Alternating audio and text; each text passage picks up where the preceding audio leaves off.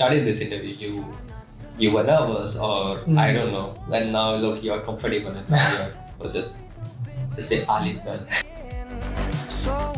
Welcome to a brand new episode of the Far From Home Talks podcast. This podcast is a mode of having conversation with immigrants like me who share their experiences of moving from their home country to a different country for their work and studies. Every guest that appears on this podcast is special to me because they have dedicated their time and effort from their work and studies to record an episode with me. I'm truly grateful to people who have come to this podcast and recorded an episode with me. Today's guest is no different. He is extra special for me. Why? This person could have easily said no because we only had minimal interactions, but those interactions happened due to the activities of an organization that we both were involved in some way. From those interactions, I thought that he might be willing to record a podcast with me. Now he has the topmost designation in this organization, and I'm happy for him. Let's get into this episode.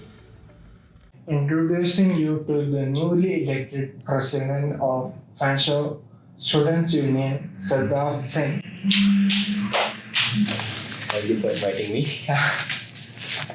Okay, let's start by getting to know you better. As many viewers in the YouTube or like Spotify or listening to this don't know you. So, where are you currently right now? And when you arrived here and why are you here? So first of all, I would like to thank you, Alan, your audience, for giving me this opportunity and inviting me. And your team at the back, hello. So my journey at Fanshawe has been a really unique one, I would say, because I came here in September 2022. By the way, I'm in business management course, that's at South Campus. So as soon as I came here, I was an introvert, I was a shy person. I still am, I feel like, I don't know. But so just to get out of my comfort zone, because here in Canada, networking and having connections is really important because you cannot get anything done without references.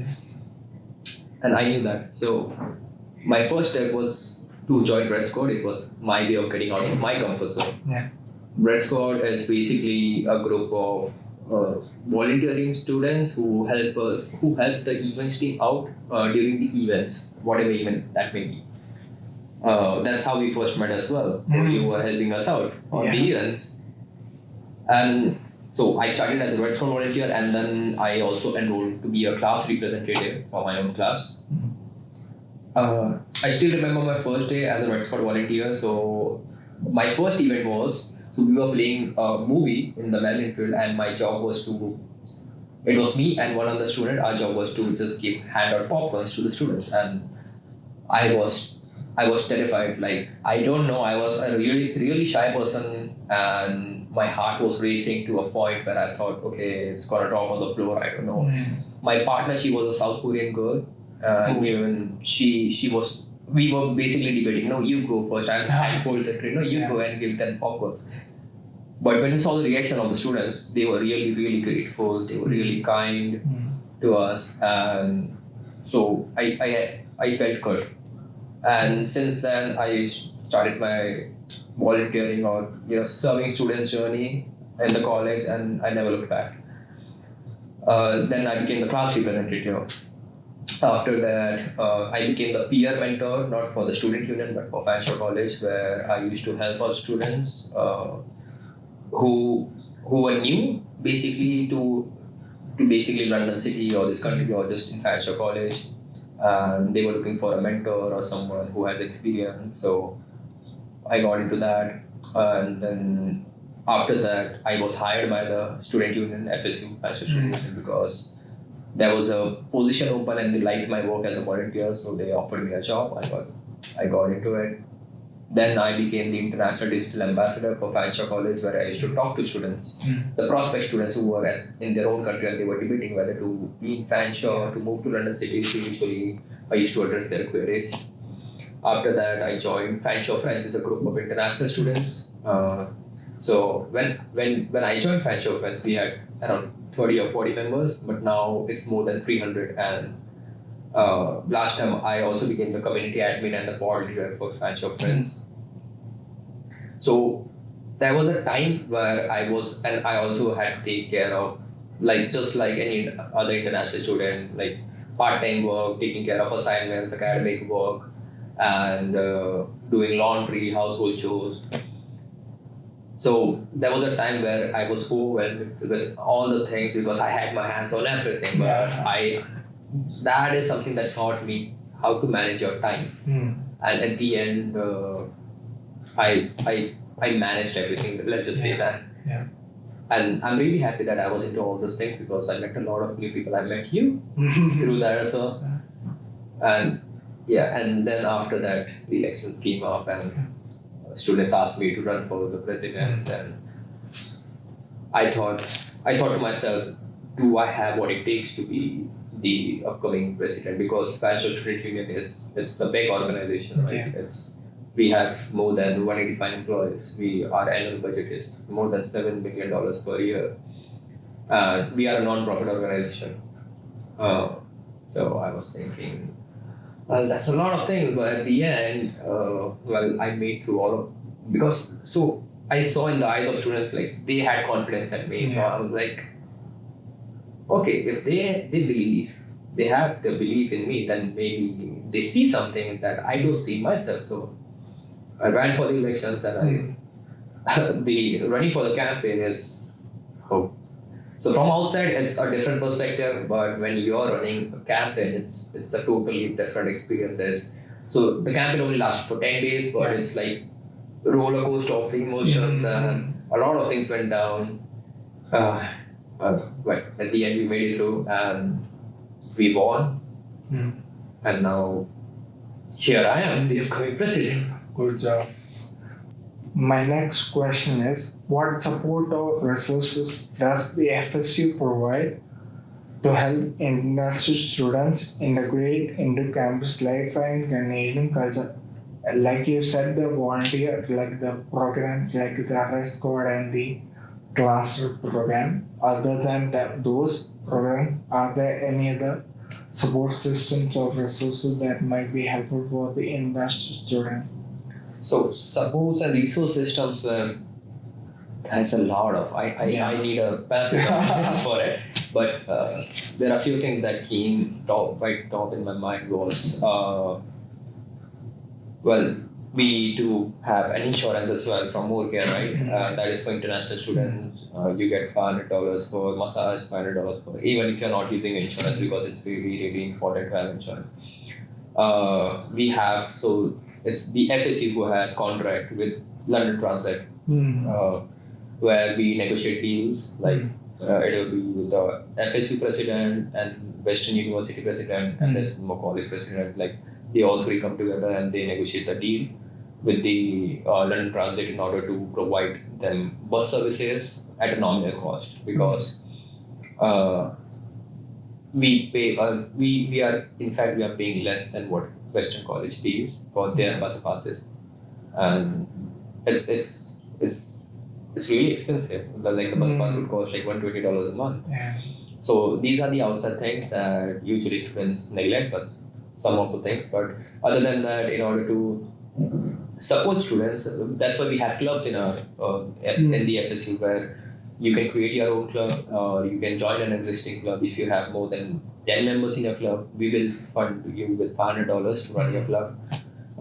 This is just to bring like-minded students together, where so we have chess club, we have all sorts of students. We have Asian students, we have Nigerians, we have Indians who are a part of chess club because that is something that they like. So just to include the diversity, and students should feel like they are a part of this campus, they are doing something significant. Like you were a part of Red Squad, and when you entered with that Red Squad t-shirt, you felt like, okay, I'm gonna help out student union in some way or the other. So I am doing something that is contributing to the overall college life of a student, because whenever we interact with students, we have to present with them with the same energy as we are talking to our first student or the student or like 200 students. It's not easy, but yeah. So a lot of programs. Then we have our own restaurants. We have Outback Shack. We have overseas. So these are run by the FSU as well, so that students don't have to go out to grab something to eat. It's a big campus. For gym breaks, we have booster juice. Then what else do we have? We have this study room for the students. So student center is basically a space dedicated. It's a space that only FSU uses. That's how you get it. We don't own this building, but we lease it from Fanshawe. Yeah. Did you face any difficulties in obtaining visas to come here? So I'm pretty sure every student has their own story on this, because it's a tedious process, yes. And yes, I even like any other student, I face difficulty as well. But I also believe like everything happens in your life, it happens for a reason. So, and you will come to know about it later on in your life. So for me, I'm from Mumbai, in India, and I was applying for Jan 2022 intake, but I got rejection in my visa, because I initially was pursuing a different business course that was in main campus, and I got a rejection for that, and I already had friends over here, and they were taking business management 2 years program, which I am currently enrolled in. And I wanted to defer to May intake because that's the closest intake, but the college told, okay, we don't have any seats.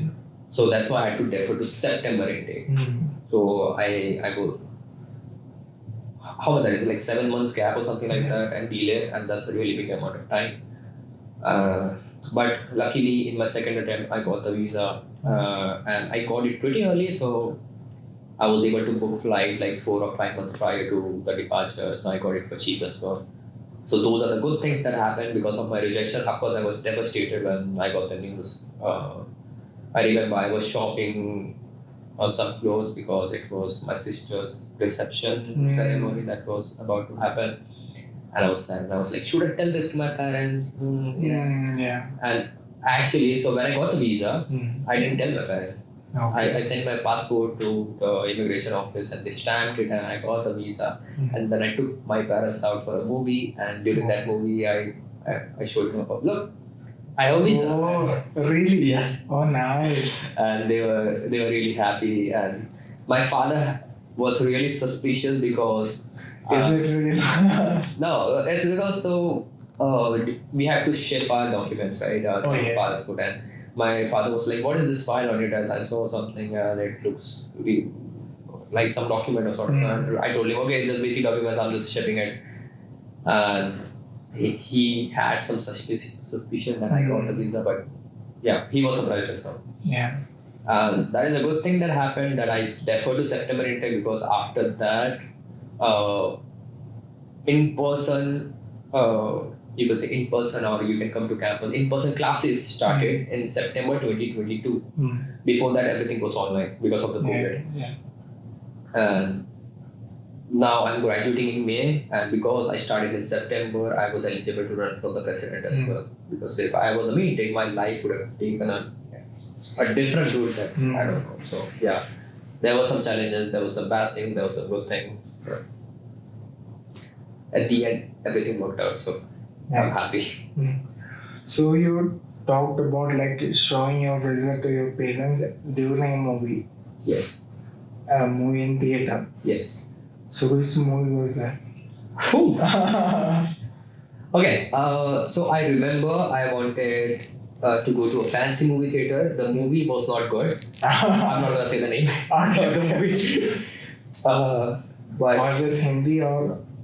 It was Hindi. Okay. But everyone knew it was not a good movie. But I was forcing my parents, okay, because so we don't get a lot of good movies now. Okay, there's rarely some movies that we get. But I wanted to show I was not able to hold my excitement. I got the visa, so I was like, okay, what movie is this? Oh, shitty movie. Doesn't matter. I'm just gonna book it. I'm gonna tell my parents. Okay, so surprised. And the movie was not good, but they were happy because this. You have the visa.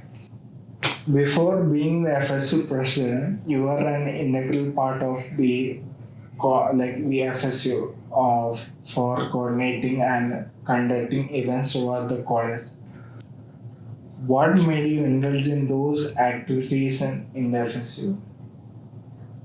Okay, so if you would have approached me 2 years ago and told me that, okay, Sid, you're going to be an event ambassador or something like that, I would have laughed my ass off, to be honest, because I was a shy person, as I said. But the moment that movie night, the moment I gave out popcorns and I saw happy faces of the students. That is something that hit me, or that changed my perspective. I don't know what happened that night, but after that, and I'm pretty sure that happened for that same South Korean girl as well. Because so there is this award ceremony that happens every year, and in the FSU it's called as Impact Gala. So we give awards to students, not we, but the faculty gave award to the students who were the best class reps of the year or the volunteer of the year, and then it goes to presidential award, and after that there is an impact award. That girl who was working with me, she got a volunteer of the year award 1 year later, and I remember we both were basically so scared, shitting our pants. Like how are we gonna handle this regarding this volunteering? So when I saw how I am impacting students by just doing small events, be it big event, be it small event, that was really creating an impact in students' life. I still remember, so I was conducting a birthday month event, so we do that every month. Earlier, it was executed differently earlier, where same thing, we had treats, we had balloons and all those things, but during the summers when I was working at the student union at the FSU for full time, I was also taking care of the events. And we started throwing bubbles and we started taking pictures on behalf of students, and they were surprised at what's going on. Then we bought a speaker, we started playing funny songs for them, giving them treats. And I remember, so there was this one student and she got emotional, like happy. She had happy tears and she was hugging everyone, like, thank you guys. And it's a simple event, just some balloons, a backdrop, and giving them treats and just basically celebrating their birthday. When I went home, I got a message on Instagram from the same girl, a really long para, like basically saying, you guys made my entire week or something like that. Because she's away from her home and it was her birthday, but she had no one to celebrate it with. But you guys made her, like, we made her feel special, and that really created, and like she was genuinely happy.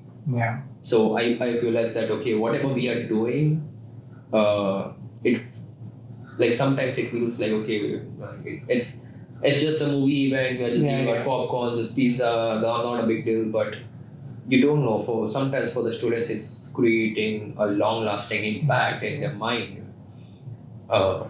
Something similar happened to me as well during the graduation, where I saw a couple of students who were on the stage, and they were my friends, and there are other students during the convocation, they were sitting, how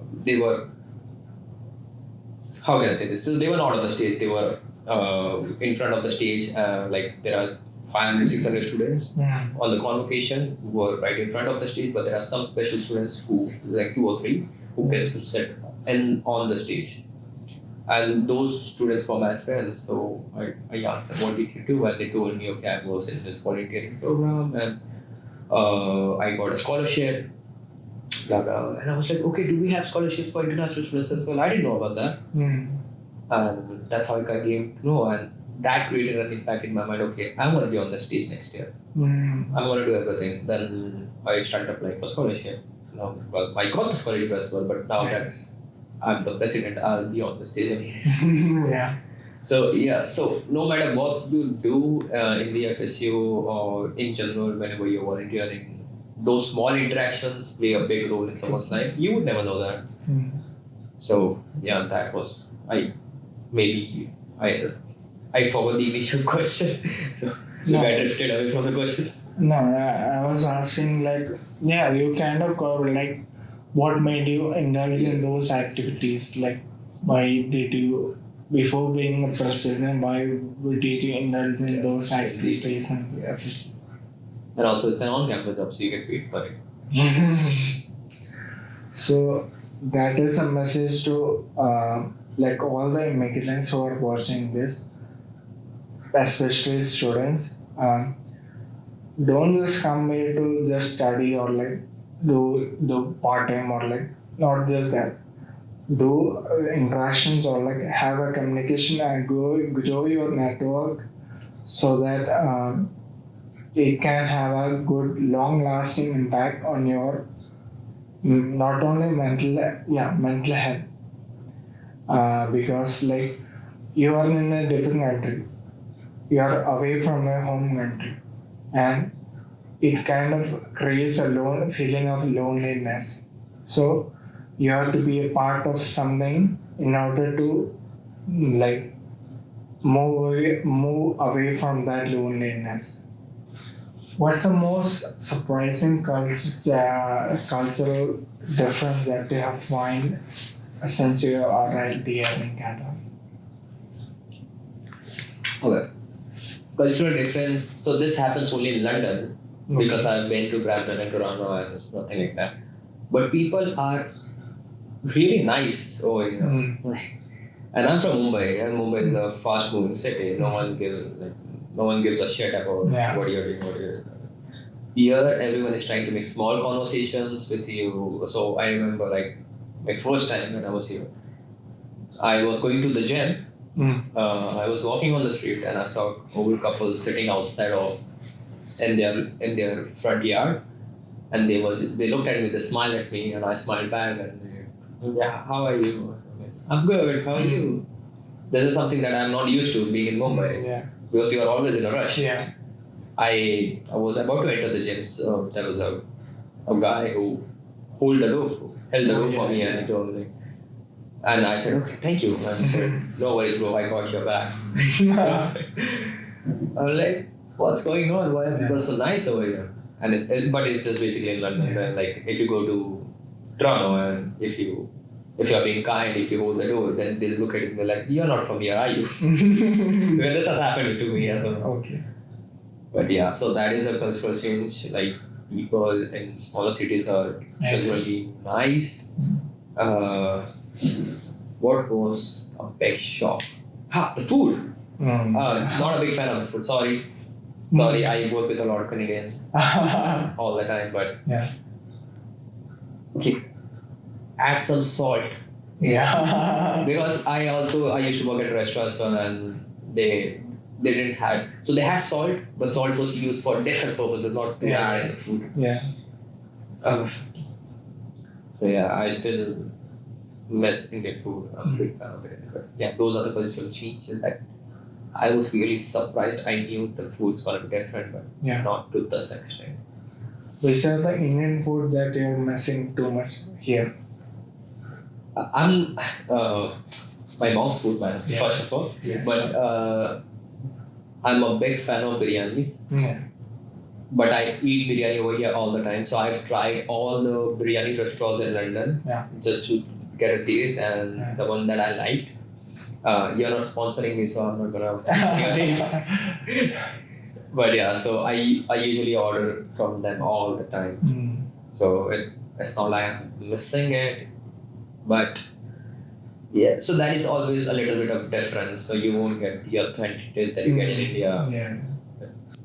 How do you balance representing the interests of both the domestic as well as international students, as Fanshawe is like has both domestic as well as international students? So how are you planning to balance both of the parties' interests? So, Fanshawe has more than 23,000 students at this point, and 60% of them in main campus are domestic students. So that's a huge chunk. 60%. Yeah, 60% in main campus or among all those students are domestic students. Well, I thought be like international students have the 60%. No, even I thought the same because so in South campus only international students are. Yeah. All the programs are for the international students. In downtown we have a nice balance, but here it's mainly domestic because we have residents who are domestic students all living over there.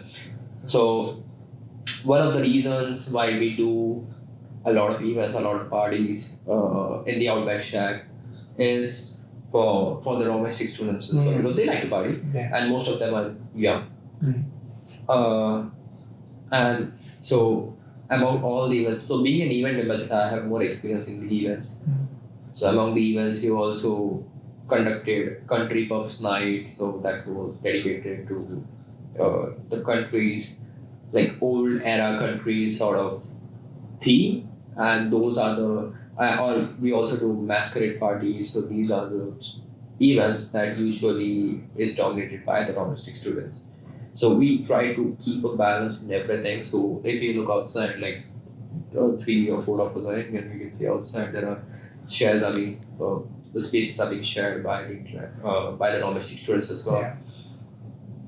And ultimately, I was always in this position since I came to Fanshawe that I've been exposed to domestic population a lot.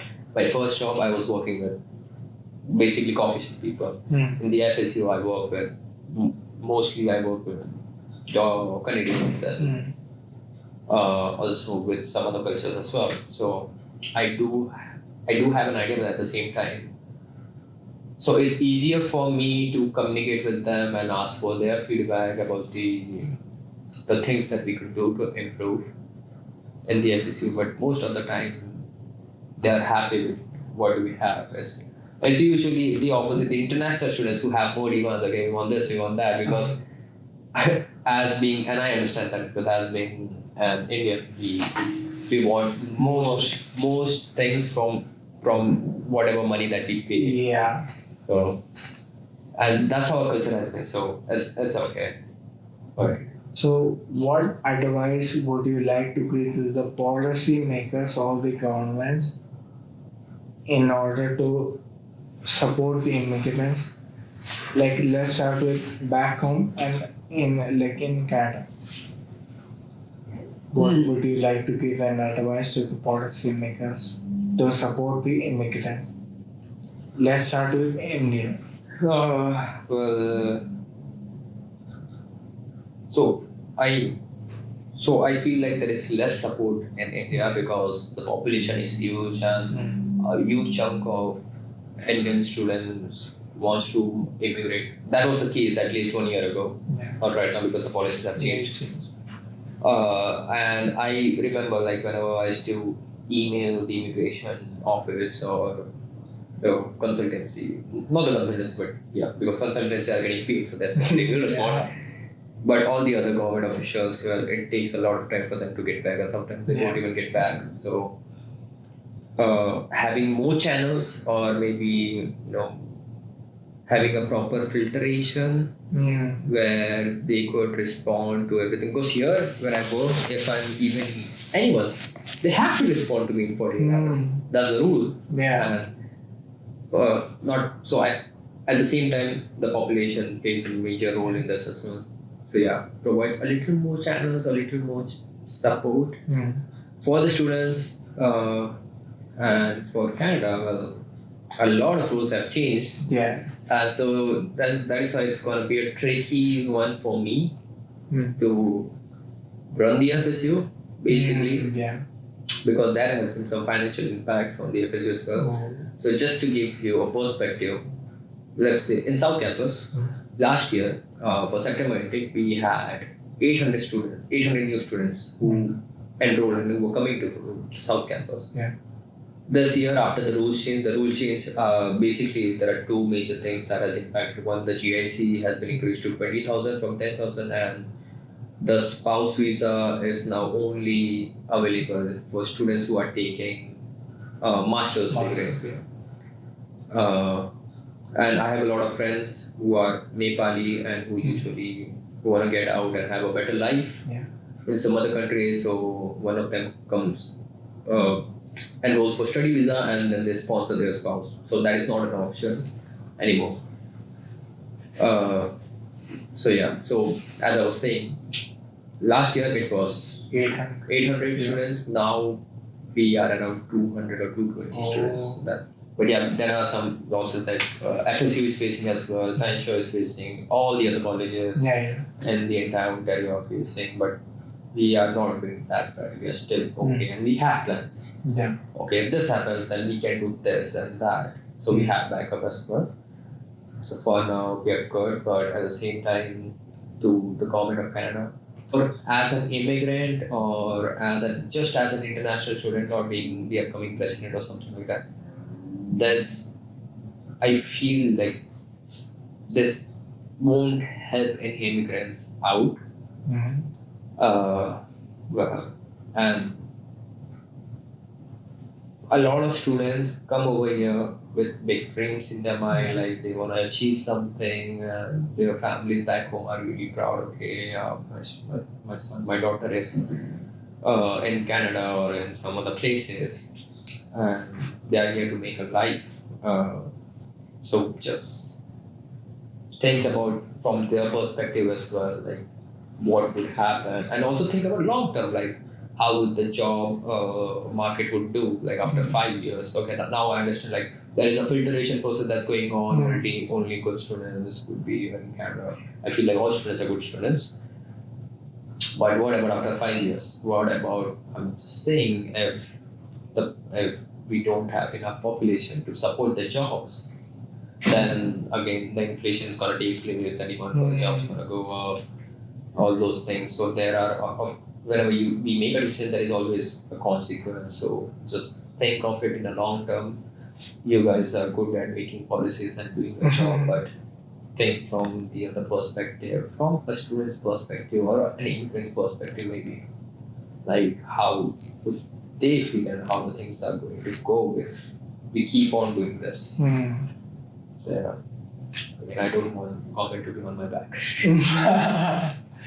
I mean, I think like it's somewhat the recent announcement should be made a little bit earlier, I guess, because like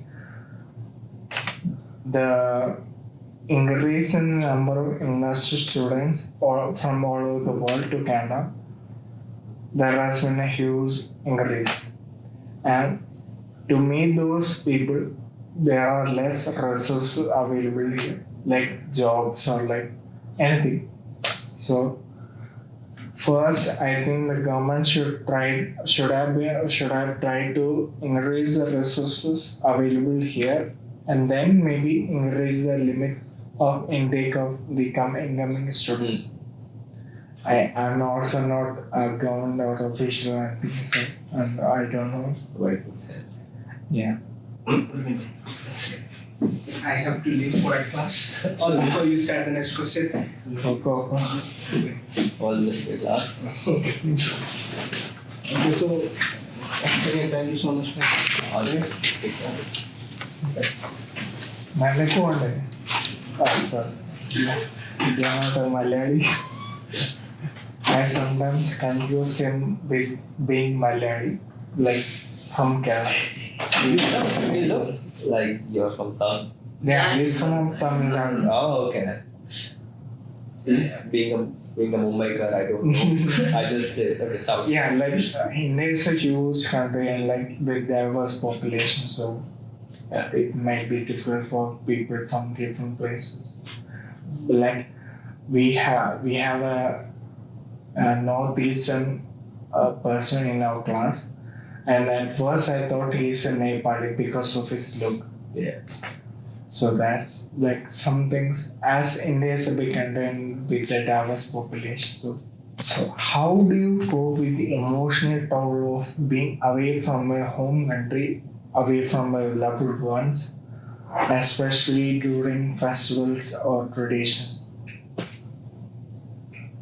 Oh, okay. This is something every student goes through.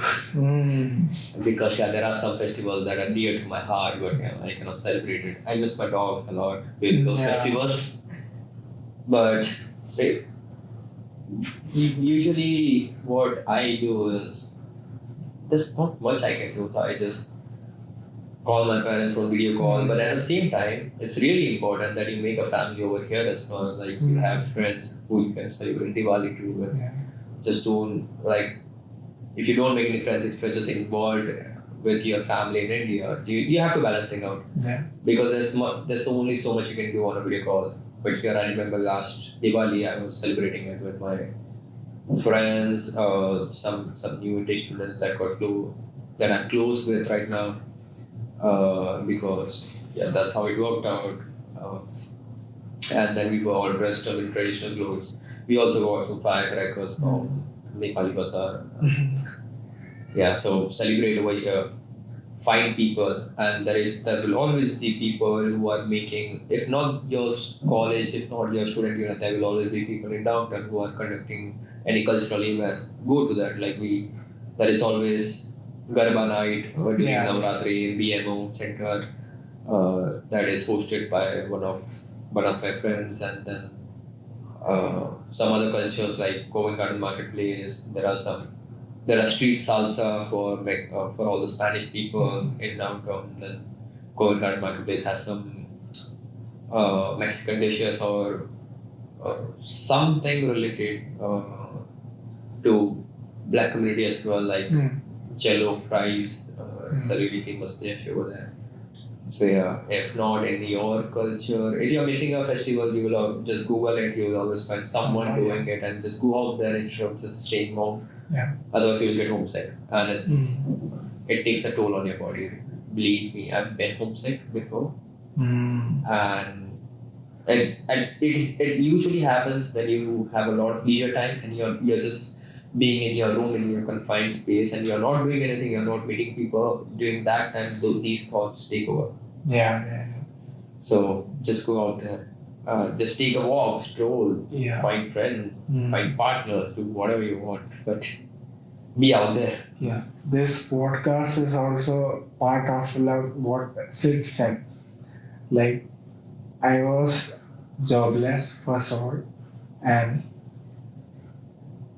since I was jobless, I was scrolling through Instagram and everything, social media, and I was I had a poor communication with a friend that she was my classmate, and we had some disagreements, and and that triggered me. That got me triggered to do something of my own, keep me busy myself so that I don't stay home and scroll and have multiple thoughts in my mind. So I started doing this as part of keeping me busy myself, because I like to edit the videos.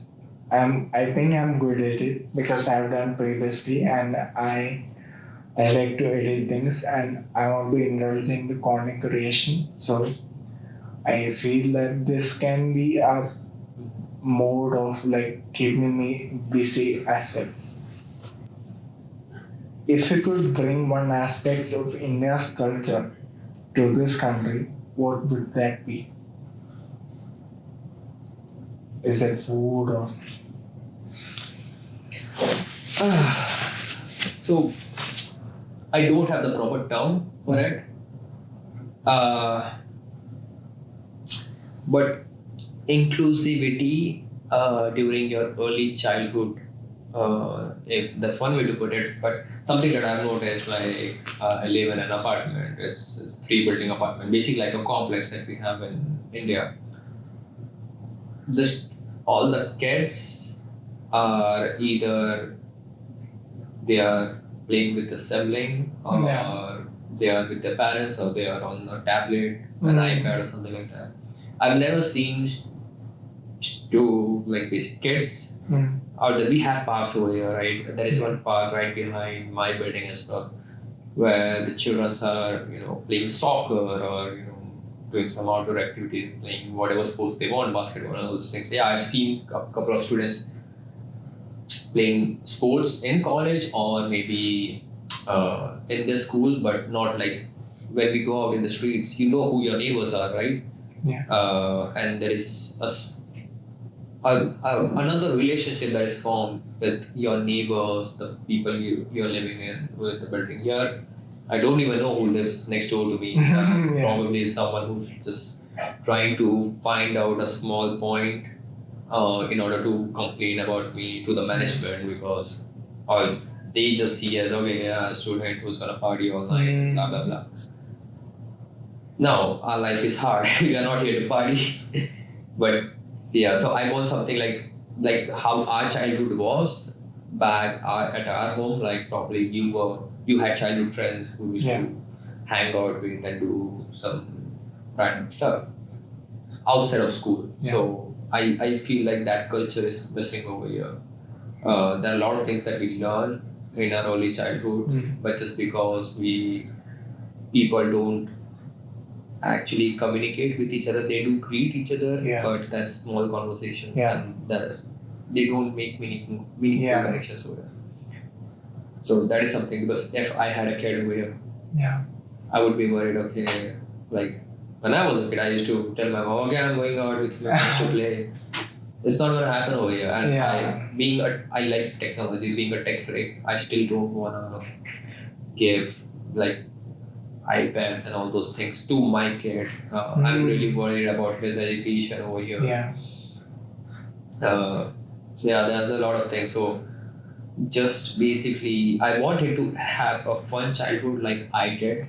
Instead of just sitting over here, like sitting in his room and playing on computer and all those things. That is fine as well, but again, there should be a balance. So that is missing. I get that. Like, I totally understand your point. Like as we are from India, we have a culture of we just focus on community or like a family based culture. Here it is individualistic. Like everyone is on their own, or not on their own, everyone tries to focus on their life, and that is somewhat good. That is good, but as we are from India, where people give value to family or a collective nature, that is what we are missing here in Canada, I believe. So in what ways does your Indian heritage or culture will impact your leadership style in the FSU going forward? So just as we were talking about collective nature and all those things. So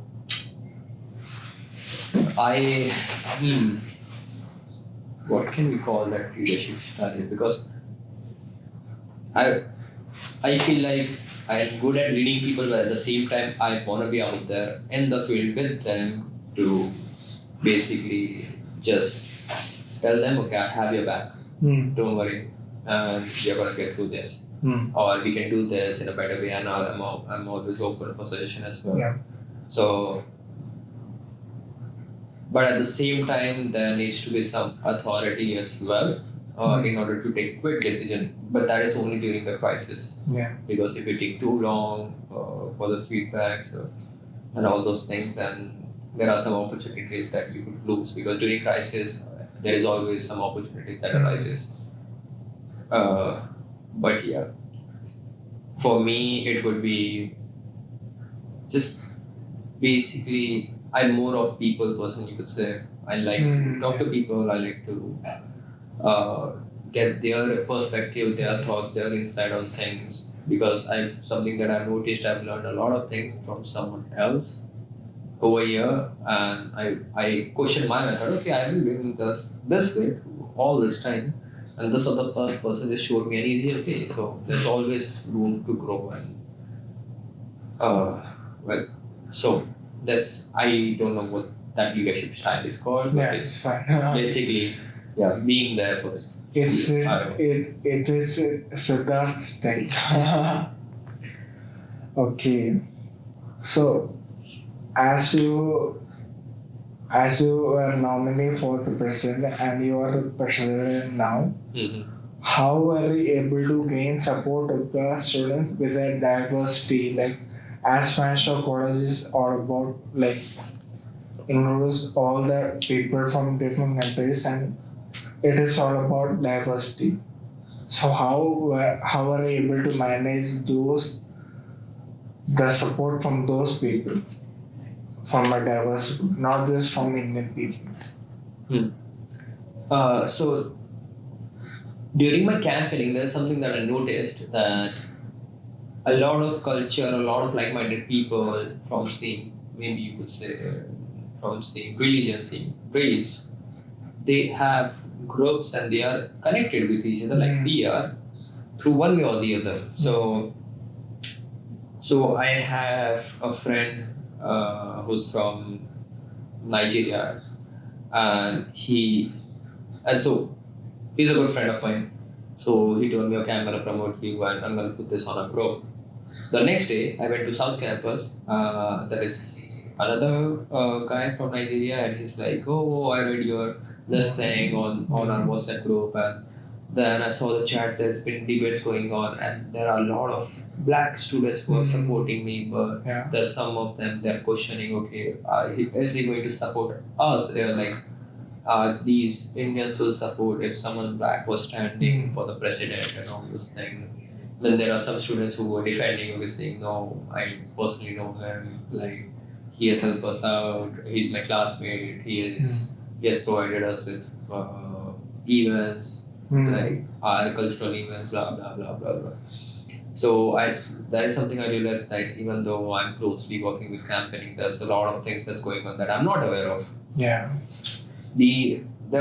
So one day I was promoting my campaigning in downtown campus, and so we have a good chunk of Spanish students as well. Yeah. Maybe from El Salvador, Mexico, Spain, and again in the South Campus I was sitting with one of my Spanish friends, and she told me, "Oh, you were at downtown campus yesterday, so you actually met a friend of mine," and she was talking good stuff, and then also I spoke a lot about you as well because you're my classmate.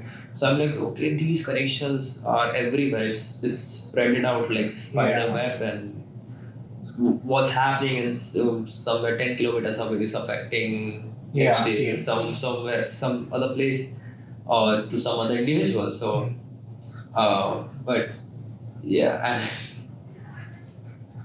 so I don't know how I got the support, or maybe it's just interacting with them or getting myself. But there are students from other culture who were there to support me and who were there to fight for me for no reason. That's really really inspiring. At the same time, it makes me question myself, like, why are they doing this? Like, why are they supporting me? Because they're not getting anything in return. So I had a team of campaigning at the same time, and again, it was a diverse group. So yeah, mainly they were Indians, but there were some other cultural groups as well. And so when the campaigning started on Monday at 9 a.m., on Monday by 10 a.m., I had all the posters up in all the campuses, including airport campus, Z building, main campus, South campus, downtown campus. Within 1 hour, it takes 1 hour to travel to South campus via bus. But I had this amazing team, and I was a part of the team as well. And they were ready. They were just waiting for the clock to hit 9, and they put all the posters up in all these campuses. Just so they took out time from their own life just to be there in the morning in different campuses and just to support me. And they were not getting anything in return. Yeah. Of course, I gave them a party later on. Yeah. But during that time, they were just there for me because they support me. So again, surround yourself with good people because this will play a really big role in your career development. Like your peers they should always have a goal. They should always have a vision. Because if you don't have a vision, if you don't have a goal, you set out to sail your boat in the ocean, you're just gonna drift some place or the other. You're not gonna end anywhere. So always surround yourself with the people who have a vision in their life. And fortunately, I had people who were there and who were in a really good position, but they still took out time to be there to support me. Well, that speaks a lot about inclusivity and diversity. I don't know. Yeah. That's one of the main thing about the immigrants is like building connections as you go, or like as you move into a different country, you don't have many connections. So it is important to have a connections, lot of connections with different people, not just in your own community. Speak to people outside of your community so that you can build meaningful connections and relationships so that it might be beneficial to you in the future. Okay. Now, since your name is Indian, that is Siddharth, did you had any funny mispronunciation incidents so far in Canada? I have had a lot of funny mispronunciation, a lot. In fact, that was the reason. So here, ice hockey is really popular in Canada, and there is a player who's really popular as well. His name is Sid the Kid. He's known as by that name. So one of my managers actually told me, "Oh, your name is Siddharth. It's like Sid the Kid." And I'm like, "Okay, let's just stick to Sid." And still, they were not able to get my name. I'm like, Sid, S-I-D. Okay, oh, Sid. Like Sid the Kid. Okay. Maybe it's my pronunciation. I don't know. It's fine here in the student union because a lot of Canadians, a lot of faculty members who are Caucasians, they are exposed to international students. But at my other job, when I worked at a restaurant, those people, I was the second Indian they hired, and other than that, so it was purely white people restaurant or like basically a home country restaurant to say. And they didn't had a lot of interaction with Indians because they didn't had to. And I used to have difficulties in having conversations with them because there was some pronunciations that they never understood, and they're like, okay, I'm sorry, come again. I'm like, I'm being as clear as possible. What's your name? I just said, Sid. In fact, I remember one of my friends, his name is Smith. Now, Smith is an English name. In my understanding, they still make mistakes. I don't know, they just see the thing. I'm like, okay. So it may be some other Smith, not this. Yeah, so I cannot even tell them to pronounce my full name, Siddharth. No, you're gonna murder my name. I know that. So let's just stick with Sid. I don't care if you call me Sid, Sid. So until and unless I'm able to hear you, I'm fine with it. So the person sitting behind the camera is also an Indian. He's a Tamilian, and his name is pretty long. His actual name is Mani Arison. Okay, and he says to everyone to call him Mani because that's easy, not Mani Arison. Like that's a long name for everyone. One day in class, the professor, she was Canadian and she's Canadian, and she was taking attendance or something, and his name came and she was finding it difficult to pronounce, and he was not available at that moment. So I said, just call him Mani. That's fine. And she said, okay, thank you. Do you have money? Yeah, money. I always show them like this. You can call me. Money. So, as you are the upcoming president of the FSU, what can the students expect from you as a president of FSU? So there are a lot of things that I said I would advocate for in my manifesto as well, and I still stand by that. So some of the big issues that we are facing is housing crisis. It doesn't have that big of an impact here in London, but I've seen in Brampton and Toronto how things are. And fortunately, the previous president, well, I'm pretty sure it was Stephen, who took the initiative to start housing mediation services. And that is a really good initiative that's gonna help FSU or the Fanshawe College to find new homes that are near to campus. I'm not sure how that operates yet, but I would like to look more into it if there are room for improvement. That I would like to give out my insights as well. Other than that, South Campus. Have you been to South Campus? Yeah. There is no coffee machine over there, and that was a big debate during my presidential debate as well. Like, people were saying this is such a small thing, like putting a coffee machine in a campus.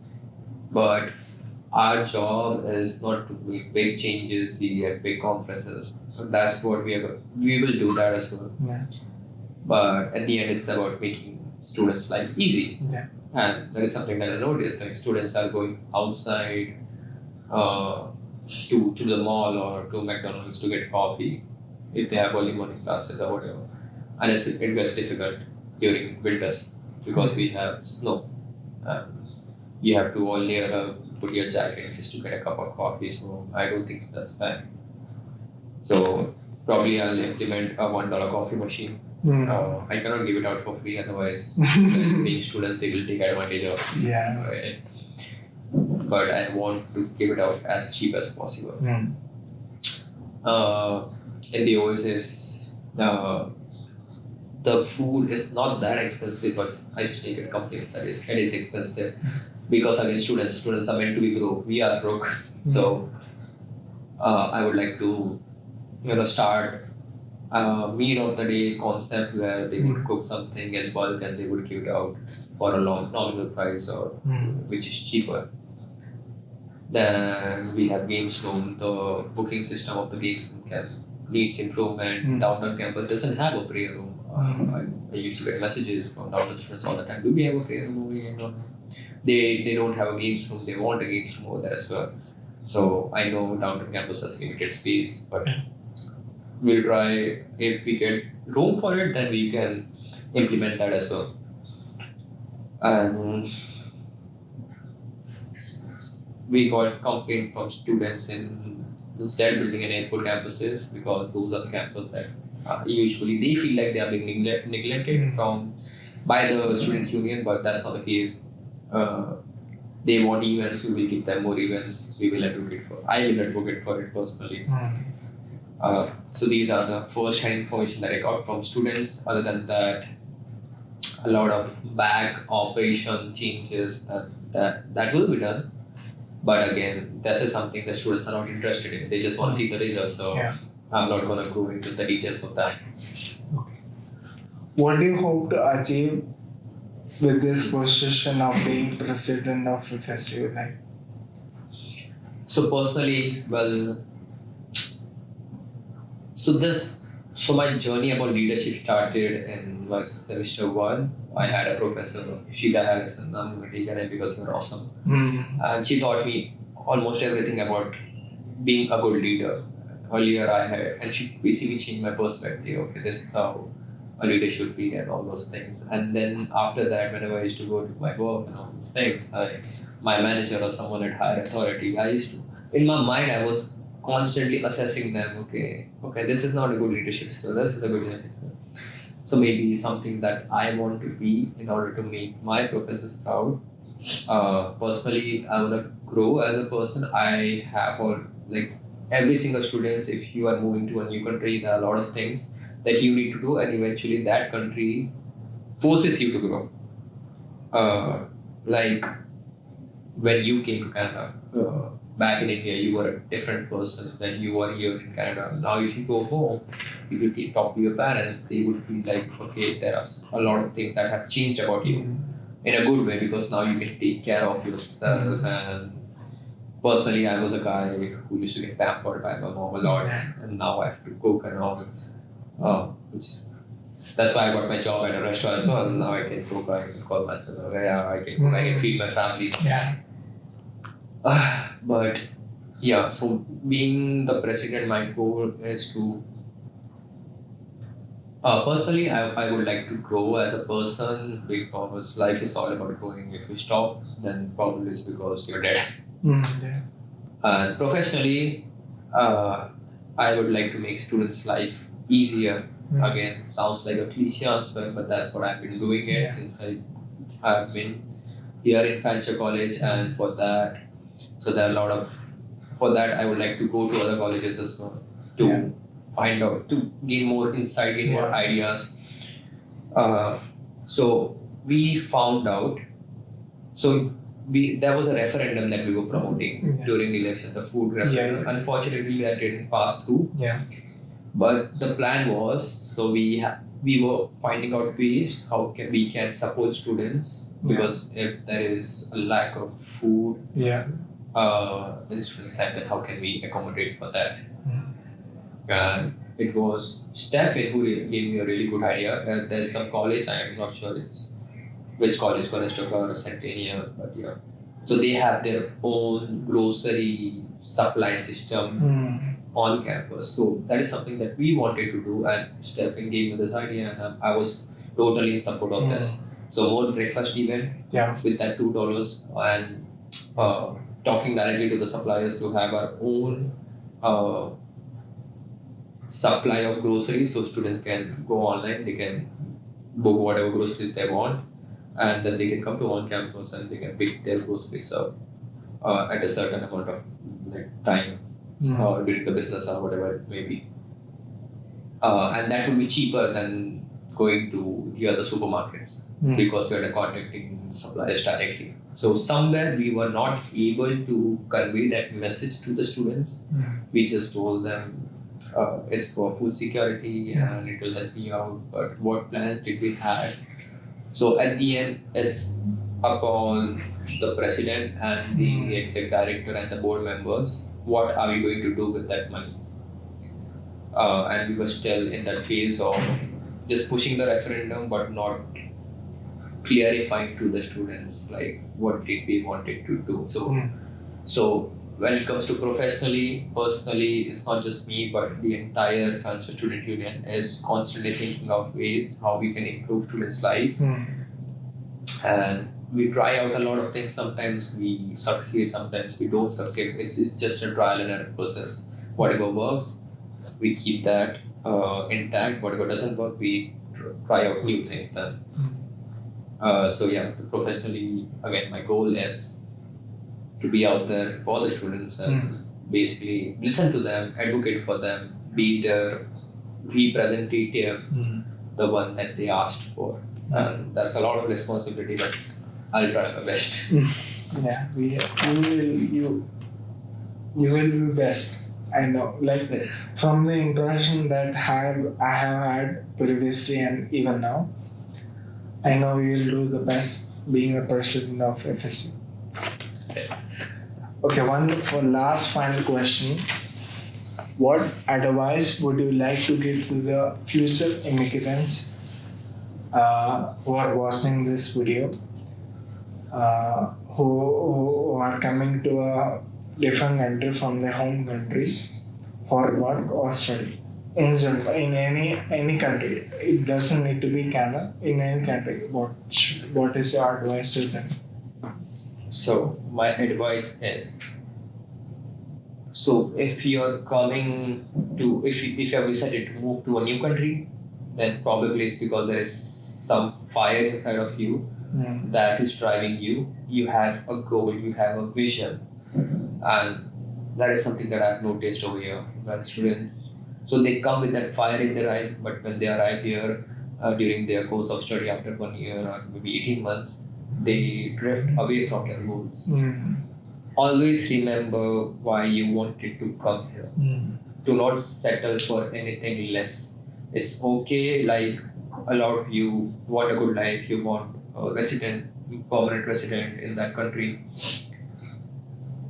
Work for it. It's okay if you're not able to find a job. Do some savings, stay home for 3 or 6 months, but do not settle for anything less, because if you get comfortable in something, but that is not your goal, it's really hard to come out of it. For example, there are some of my friends who had a goal, who still have a goal, but they are on their work permit and they just because in order to get a PR can be a small, we could say, milestone in your goal, but your goal is to provide for yourself and your family and have a good life. So my friends, basically they are working, okay, no offense, but they are working at Walmart and Tim Hortons as supervisors, managers, in order to get the PR, and I understand. But this is not what this. So my friend who works maybe at IT and he's being a supervisor at Tim Hortons, that is not what he wants to do, but just to get PR, he's doing that. But there is a big issue with this. So once you get your degree, when you are out of the college, it's during that time you can just go to an employer, you can show, okay, I was working at this, but now it was just to support my student life, but now I have the degree and now I would like to do what I like. If you spend your 2 or 3 years, so if that guy spends 2 or 3 years being a supervisor or maybe a manager at maybe some coffee place, cafe, and now once he gets his PR, he decides to change his career, it's going to be really, really, really difficult, because you spend 3 years or maybe 2 years of your life in food industry, and now all of a sudden you want to jump into IT. At that time you have a degree and all those things, but after getting your degree you spend a big chunk of time in some other industry. Now employers are not going to take you seriously. So, and I also have friends who are really, really talented, really good, and they had their goals clear in their mind. As soon as their college ended, they were doing some part-time jobs just to support themselves for survival, but actively their main goal was, okay, this is not what I want to do. Even though this thing will pay more than my field job, maybe, but my field job is something that I want to do. And there are some cases where my friends were jobless for maybe 3 months or something like that, but they were just constantly, they had a vision, okay, I want to go in a company where there is this culture or this thing that is being followed, this is my salary expectation, blah blah blah. Of course it should be feasible, it shouldn't be absurd. I want to earn like $100,000 a year as soon as I get out of my college. You will get there with time. But for now, just remember what your goal was and work on it instead of getting comfortable with something that you don't want to do your entire life. That is my advice. Yeah, good.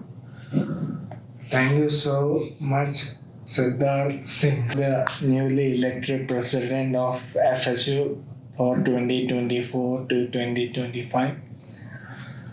Thank you so much for your time and effort for to come to this podcast and being my guest. Thank you so much for inviting me. Yeah. And you're doing a really good job. I am not doing a good job, but I am trying to be better every day. And by having conversing so many guests or people. So when we started this interview, this is not gonna go live, but we started this interview, you were nervous or I don't know, and now look, you are comfortable in that. So just say Ali sir. Ali sir, yeah. Yeah. So thank you guys for watching. See you guys. Bye. Take care. Money, do you want to say bye? Thank you so much, Shoya, for coming to this podcast. By the way, Okay. just wait a sec. I have something for you. That's a gift. What? It's a cat. Oh my god.